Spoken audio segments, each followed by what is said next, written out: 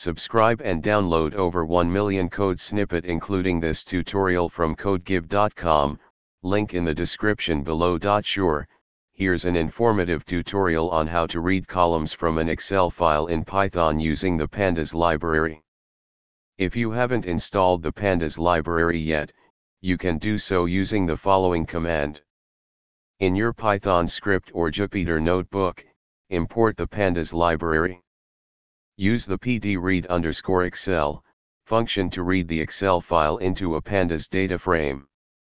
Provide the path to your Excel file as an argument. Print the data frame to explore its structure and see the available columns. To access a specific column, you can use square bracket notation with the column name. If you want to read multiple columns, provide a list of column names. You can perform various operations on the column data, such as calculating statistics, plotting, or filtering. If you make any modifications to the data frame and want to save the changes back to an Excel file, you can use the to_excel function.